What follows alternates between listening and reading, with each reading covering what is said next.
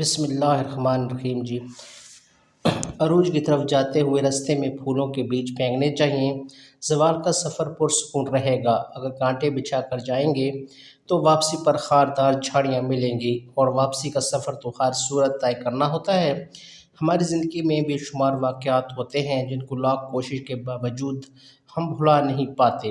ایسا ہی ایک ناقابل فراموش واقعہ آپ کرین کے لیے بیان کر رہا ہوں، جو امید ہے آپ کو مدتوں یاد رہے گا۔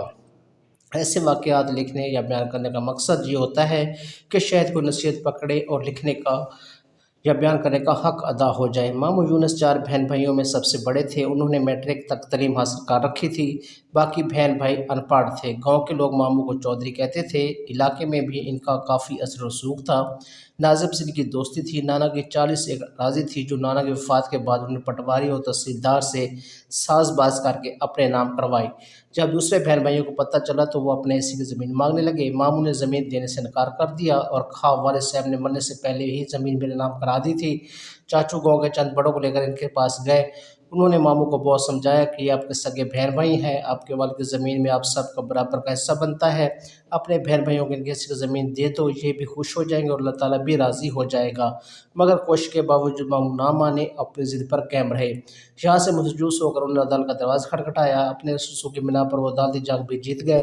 اب وہ 40 ایکڑ زرعی زمین کے تنہا مالک تھے۔ ماموں کا ایک ہی بیٹا تھا جو شہر میں تعلیم حاصل کر رہا تھا۔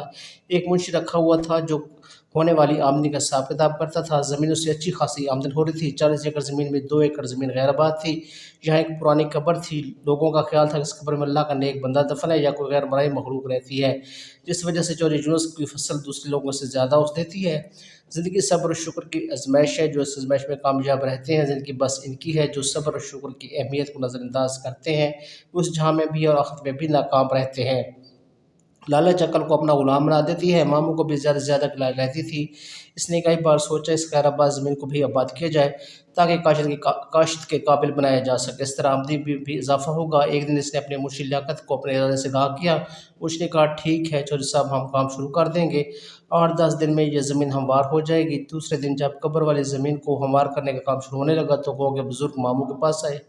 انہوں نے کہا کہ زمین کو ہموار نہ کریں، یا کوئی اللہ کا نیک بندہ دفن ہے یا کوئی غیر مرئی مخلوق رہتی ہے، ان کو تنگ نہ کرو، اللہ نے آپ کو بہت کچھ دیا ہے، آپ نے اگر ان کو بے گھر کیا تو یہ آپ کے لیے نقصان دہ ہوگا۔ انہوں نے بڑوں کا کہنا مان کر کام روک دیا۔ رات کو ایک ندیدہ قوت ماموں کے پاس آئی، جسے دیکھ کر وہ ڈر گئے۔ آپ کون ہیں اور کیا چاہتے ہیں؟ میں کوئی بھی ہوں، آپ کو اس سے کیا غرض؟ آپ کو یہ بتانے ہوگا کہ غیر آباد اور بنجر زمین ہمارا مسکن ہے، آپ نے جسے ہمارا کرنے کا منصوبہ بنایا ہے اسے اپنے ذہن سے نکال دیں۔ اگر آپ نے ایسا کیا تو آپ کو بہت نقصان ہوگا، آپ کی زمینوں کی آمدنی بھی ختم ہو سکتی ہے۔ یہ کہہ کر وہ کمرے سے نکلا اور فضا میں تحلیل ہو کر ماموں کی نگاہوں سے اوجھل ہو گیا۔ صبح ماموں نے منشی کو اپنے پاس بلوایا، رات والا واقعہ سنایا اور قبر والی زمین کو ہموار کرنے سے منع کر دیا۔ وقت گزرتا رہا۔ ایک دن ماموں کو فالج کا اٹیک ہوا اور وہ بستر کے اوپر رہ گئے۔ زمینوں کی دیکھ بھال اب ان کے بس کا کام نہیں تھا، لہٰذا ان کا بیٹا حارث تعلیم ادھوری چھوڑ کر واپس گاؤں آ گیا۔ اب وہ زمینوں کی نگرانی کرتا۔ اپنے باپ کی طرح حارث بھی غیر آباد زمین کو ہموار کر کے قابل کاشت بنانے کا ارادہ کر لیا۔ اس سلسلے میں جب اس نے منشی سے بات کی تو اس نے کہا پہلے بڑے چودھری صاحب سے بات کر لیں، انہوں نے یہ زمین آباد کرنے سے منع کیا ہے۔ حارث نے اپنے والد صاحب سے بات کی۔ ماموں نے بتایا یہاں غیر مرئی مخلوق رہتی ہے اور اپنے ساتھ پیش آنے والا واقعہ بھی بیان کیا۔ یہ جن بھوت والی باتیں سب جھوٹی ہوتی ہیں، ان کا حقیقت سے کوئی تعلق نہیں ہوتا۔ ہم نے اپنی زمین آباد کرنی ہے، کسی کی زمین پر قبضہ تو نہیں کر رہے۔ جو ہمارا نقصان ہوگا، اگر یہاں نادیدہ قوتیں یا جن بھوت رہتے ہیں تو کہیں دوسری جگہ جا کر آباد ہو جائیں۔ حارث کی باتیں سن کر ماموں پریشان ہو گئے۔ انہوں نے اپنے بیٹے کو بہت سمجھایا مگر نہ سمجھا۔ منشی نے بھی اس کا حوصلہ بڑھایا۔ پھر جیسے ٹریکٹر نے کام شروع کیا، مغرب کی طرف سے کالی گھٹا اٹھی۔ دیکھتے ہی دیکھتے اس نے پورے گاؤں کو اپنی لپیٹ میں لے لیا۔ ہر طرف گرد و غبار اور اندھیرا چھانے لگا۔ اس طوفان سے صرف مسجد محفوظ تھی۔ پھر قبر والی جگہ پر زوردار دھماکہ ہوا۔ کام کرنے والے ٹریکٹر کلا بازیاں کھاتے خشک پتوں کی طرح دور جا کر گرے۔ یہی حال ڈرائیوروں اور کام کرنے والے مزدوروں کا تھا۔ ہم آج کسی کو نہیں چھوڑیں گے، ہم تمہارا نام و نشان مٹا دیں گے۔ تم نے ہمارا آرام و سکون برباد کیا، ہمارے بچوں کو مارا، ہم تمہاری نسل کو مار ڈالیں گے۔ یہ آوازیں سن کر اس قدر خوفناک اور قہر تھیں کہ ہر ذی روح کو خوف آنے لگا۔ ہر طرف آہ و پکار اور قیامت صغریٰ برپا تھی۔ ایک نادیدہ قوت حارث کو اٹھا کر چھت تک لے گئی، پھر ایک ہی دم چھوڑ دیا اور وہ دھڑم سے فرش پر کمر کے بل گرا۔ اس کو کافی چوٹیں آئیں۔ بھلا ہو اس موذن کا جس نے اللہ اکبر کہہ کر زور کی اذان شروع کی۔ اذان کلمہ سنتے ہی ہر طرف سکون ہو گیا۔ گاؤں کے لوگ مسجد کی طرف دوڑے۔ مسجد کا صحن زیادہ وسیع نہیں تھا کہ گاؤں کے سارے لوگ اس میں سما جاتے۔ لوگ امام مسجد سے دعا کی اپیل کرنے لگے۔ امام مسجد نے دعا کرائی، اے مخلوق خدا، ان غریب لوگوں کا تو کوئی قصور نہیں، یہ چودھری صاحب کے ہاں مزدوری کر کے اپنا اور اپنے بچوں کا پیٹ پالتے ہیں۔ آج بھی یہ لوگ وہاں مزدوری کرنے گئے تھے۔ یہ لوگ آپ کی بستی سے بے خبر تھے، انجانے میں جو غلطی کر بیٹھے ہیں اس کی معافی چاہتے ہیں۔ ہو سکے تو چودھری صاحب کو معاف بھی کر دیں۔ یہ سب شرمندہ آئندہ کبھی آپ کی بستی کی طرف نہیں جائیں گے۔ پھر اچانک سفید لباس پہنے ایک بزرگ سامنے آئے۔ اے آدم کی اولاد، ہم آپ کی طرح خدا بزرگ و برتر کی پیداوار ہیں۔ ہم آپ اپنے آپ میں گم رہنے والی مخلوق ہیں۔ ہم بے وجہ کسی کو پریشان نہیں کرتے اور نہ ہی ہم نے کبھی آپ کا برا سوچا ہے۔ اگر آپ نے کسی کے ساتھ برا سلوک کیا تو وہ سامنے آئے، ہم سزا بھگتنے کو تیار ہیں۔ اپنے گھروں میں گروبانوں میں جھانکو، آپ کا دین اسلام تو امن و شانتی کا درس دیتا ہے۔ بردباری اور تحمل اس کے اصول ہیں۔ صراط المستقیم اس کی راہ ہے اور سچائی اور انصاف جذبہ ایمان ہے۔ چودھری یونس اور اس کے بیٹے کا کردار سب کے سامنے ہے۔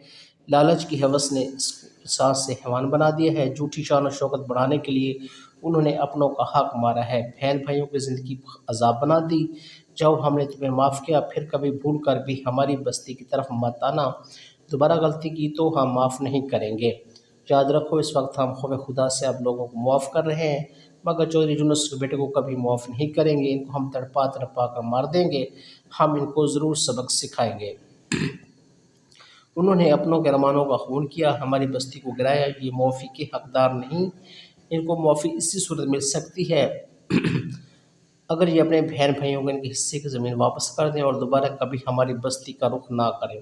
سب لوگ گردنیں جھکائے اور بزرگ کی باتیں سن رہے تھے اور دہشت سے ہر کوئی کانپ رہا تھا۔ اب میں جا رہا ہوں، اگر چودھری صاحب نے ہماری بات نہ مانی تو ہم اس کو عبرت کا نشان بنا دیں گے۔ وہ بزرگ چند قدم پیچھے کی طرف گئے اور پھر غائب ہو گئے۔ امام مسجد نے لوگوں کو مخاطب کیا، ہم سے غلطی ہو گئی ہے، غلطی کے ازالے کے لیے ہمیں دوبارہ اسی مخلوق کی منت، سماجت اور قبر والی جگہ پر خیرات کرنا ہوگی۔ ہمیں ہر حال میں اس مخلوق کو راضی کرنا ہوگا۔ اگر ہم نے ایسا نہ کیا تو پورا گاؤں راکھ کا ڈھیر بن جائے گا۔ اسی وقت گاؤں کے ہر بندے نے اپنی حیثیت کے مطابق امام مسجد کو پیسے جمع کرائے اور شام کو قبر والی جگہ پر خیرات کی گئی۔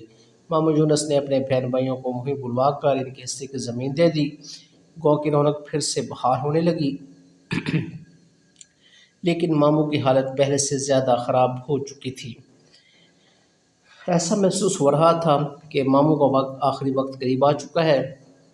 گاؤں کے بڑے عادت کے لیے آتے تو وہ مشورہ دیتے، چودھری صاحب، اپنے بہن بھائیوں کو راضی کر لو اور ان سے معافی مانگ لو۔ بڑوں کی بات مان کر ماموں نے بہن بھائیوں کو اپنے پاس بلوایا، اپنے کیے کی معافی مانگی۔ سب بہن بھائیوں نے اسے معاف کر دیا۔ ایک بار پھر جنات کی بستی میں خیرات بانٹی گئی۔ لوگ خیرات کے چاول کھا رہے تھے کہ ایک لمحے کے لیے سب کچھ روشن ہو گیا۔ امام مسجد نے کہا، جنہوں نے دل سے چودھری صاحب کو معاف کر دیا ہے۔ دوسرے دن حارث نے اپنے والد کو شہر کے اسپتال میں داخل کرایا اور اب وہ آہستہ آہستہ تندرست ہونے لگے۔ ایک ماہ اسپتال میں رہنے کے بعد وہ گھر آ گئے۔ ماموں اب مکمل طور پر صحتیاب ہو چکے تھے۔ تو یہ تھی ہماری آج کی کہانی۔ امید ہے آپ کو پسند آئی ہوگی۔